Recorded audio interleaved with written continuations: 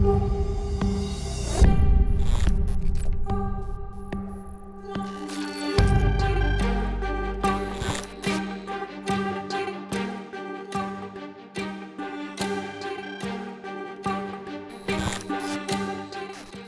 of the reasons why humans are in control of so much is because we are the most intelligent. We're able to build nuclear power plants. We're able to go to the moon. And we're able to do a lot of different things because of our intelligence. But if we build AI systems that are more powerful than us, then we'll be passing that mantle on to them. And then our fate might be the fate of some different species, like, say, gorillas, where although they're stronger than us, we're the more intelligent ones, so we've had control over them. But if AIs are the ones that are more intelligent than us, then we could be in a similar situation. I think that one reason there might be analogies between AI and religion is just because this has such cosmic significance. This isn't like any other generic technology, and so that makes the stakes all the more higher. We could end up in some utopia where AIs have automated everything, and then we get leisure and bliss, or the things could be very catastrophic, and at worst, humans could go extinct. I don't think AI is just another technology. They're not just tools; they're agents. They can accomplish sequences of long decisions and plan. This is not like a word processor. I think it's an incorrect framing that this is just like another stage in the Industrial Revolution. I think a more appropriate framing is not that this is any other economic development, but instead that this is a cosmically relevant transition period. There was single cellular life many billions of years ago, and then multicellular life, and now here's the transition period from biological life to digital life. So I don't think this is like any other technological development. Also, I don't think we would just adjust to this technology like any other, and then it would create new jobs, then we can go on our way. I don't think it's like that because if we have human level AI that can do tasks as well as humans and more cheaply, then there isn't any reason for human labor anymore. So by definition, there wouldn't be new jobs that would be created for humans to do because the AI could do those as well.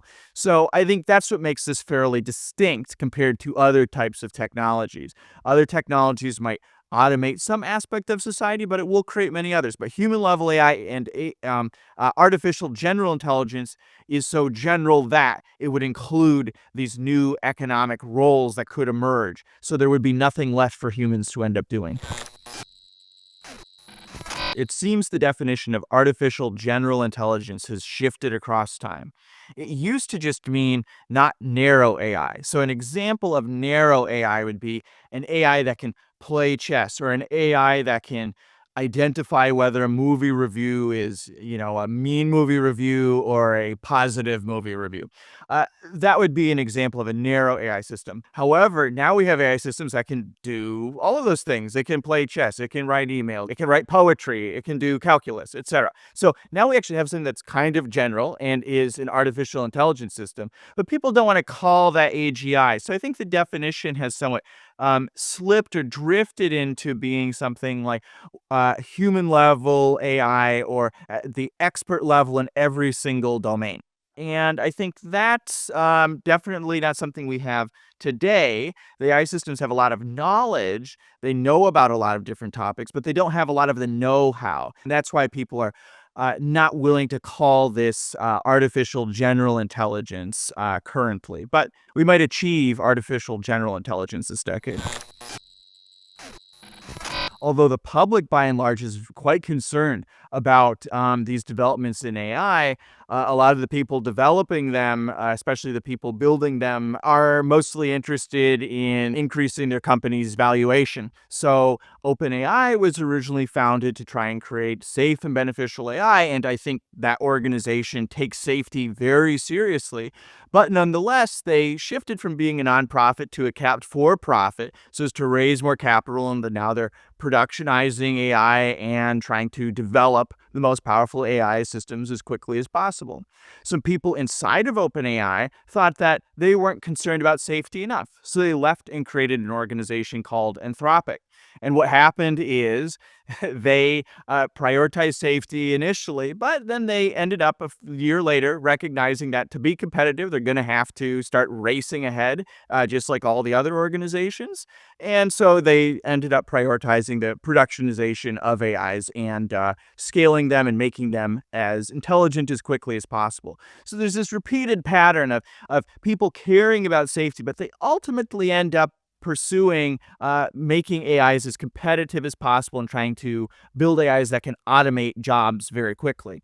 Right now, AI development is driven not necessarily by human values, but instead what will make the most sense competitively. I think by default, there are strong incentives for everybody to integrate AI into their systems. Either that's their companies and displace humans and automate away their jobs, or that is automate big chunks of the military and transfer a lot of lethal force to AI systems. I think that's among the most pressing risks that we have to deal with.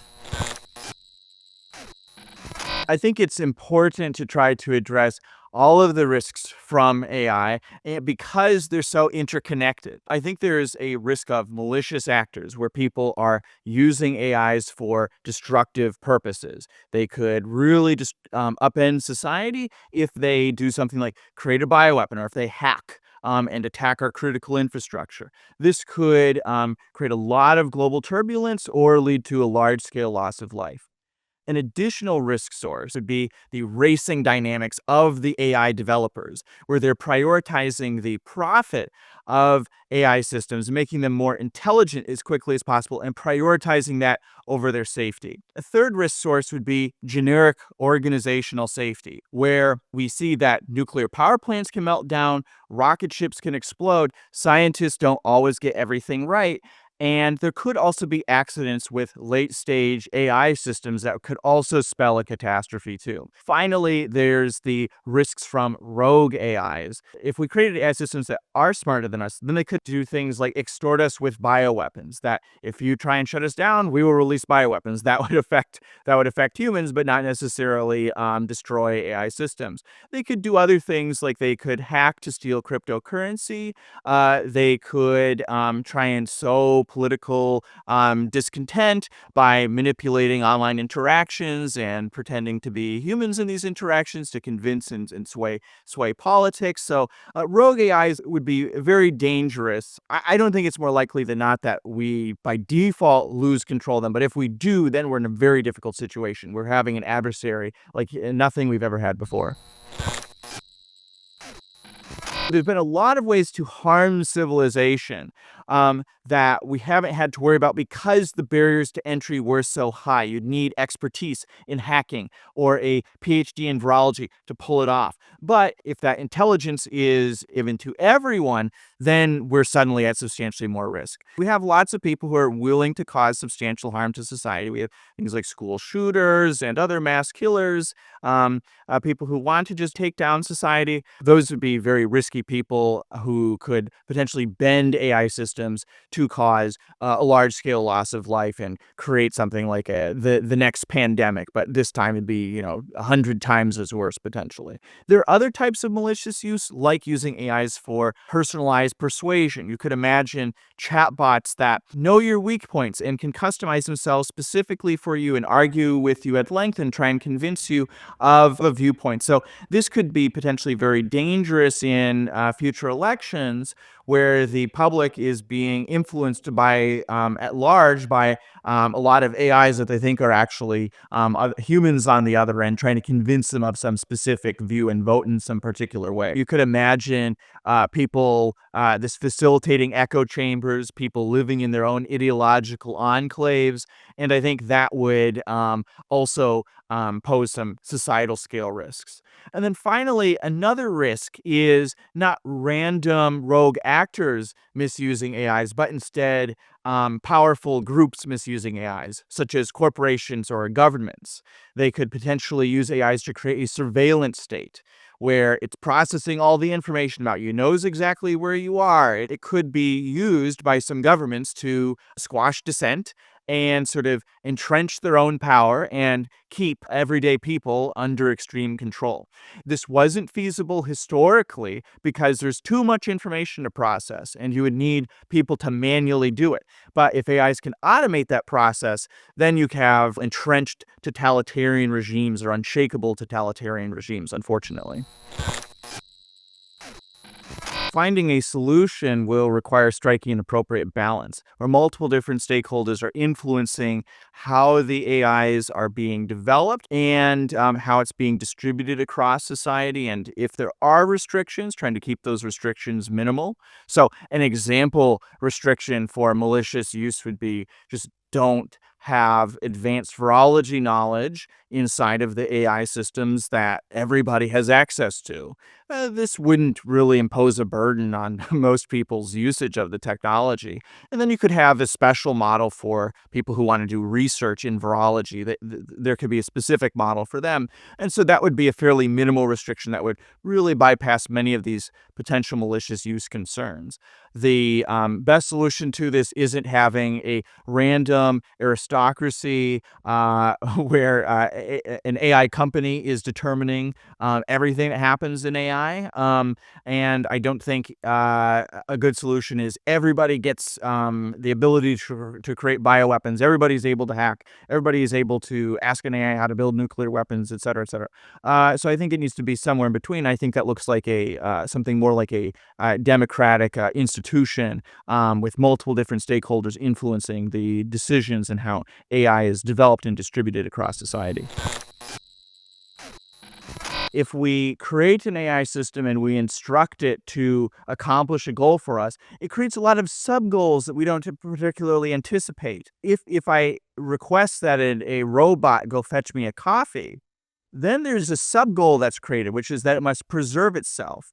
If it gets shut off, then it can't give me the coffee. So even for fairly simple goals, there might be some sub goals that are created that are actually in tension with what we want. I guess a mythical example of this would be like with King Midas, where you say, I want gold. But what happens is, well, we all know how that goes, but this is sort of an issue that we have with AIs. If they're extremely powerful, they might accomplish our goals in very unexpected ways. And so we need to make sure that they reliably represent very complicated human values. So we've got a reliability problem mixed in with an AI ethics problem. And if we're wanting AIs to be beneficial, we're going to have to resolve both of those. One way we could reduce the risks from rogue AIs is by trying to detect whether they are lying to us, for example. If we could ask rogue AI systems what their ultimate plans are, if they're intending to turn on us at some point, then we're no longer at risk because we can just ask them what their plans are. But that's not an easy problem because to do that, we would need to make more progress on the transparency of these AI systems.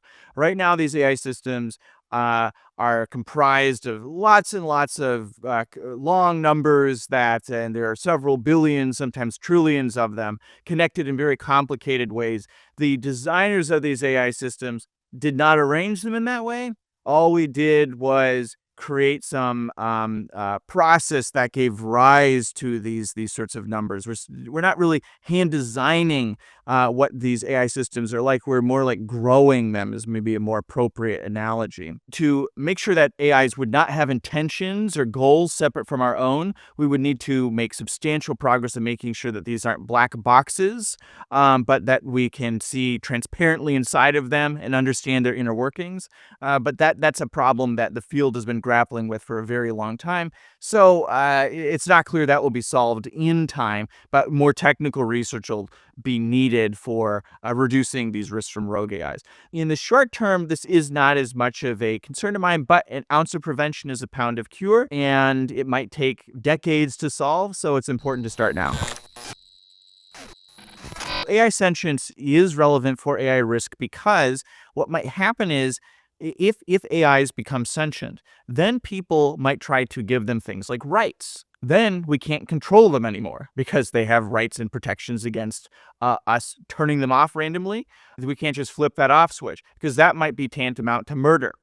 So this reduces our control and our ability to select the AIs that are more beneficial and the AIs that are potentially more harmful if they have some sphere of protection. Imagine that we had two species, the human species and some AI species. This AI species is sentient and so deserves rights.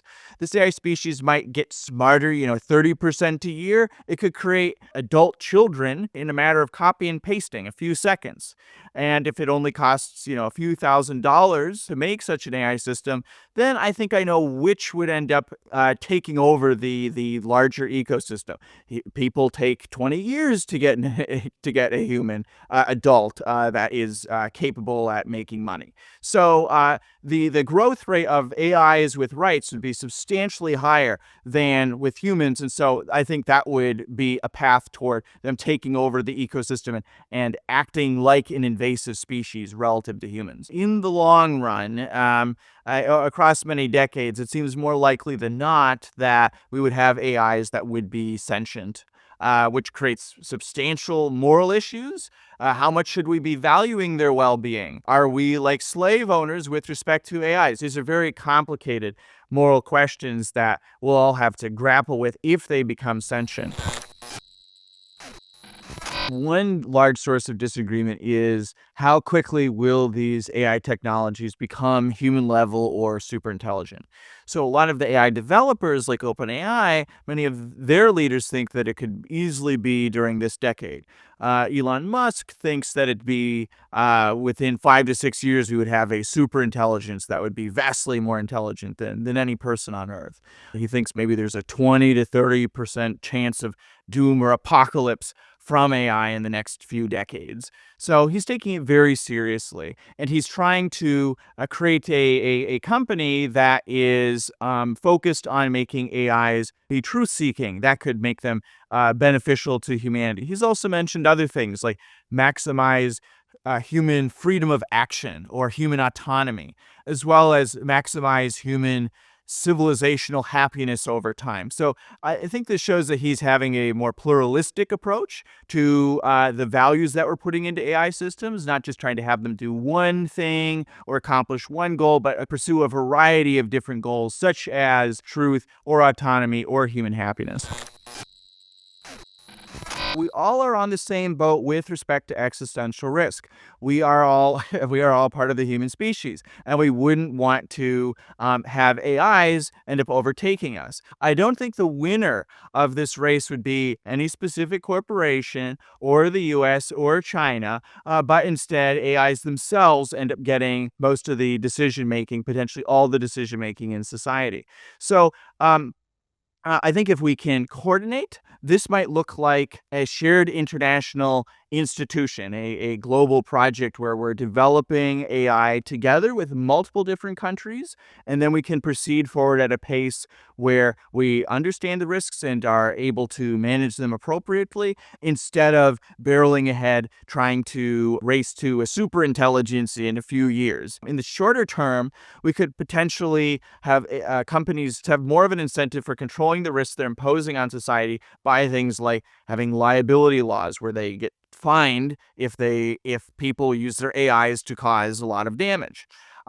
Some regulations would cause AI developers not to cut corners on safety. But eventually, this probably becomes a larger global arms race between countries and their AI projects. So we're going to need coordination on that level as well. I would hope that we would get to a state where AI development would proceed at a more cautious, prudent pace. That could be a democratic international institution where multiple different countries have influence over AI development, and it proceeds at a pace that keeps the risks at a negligible level.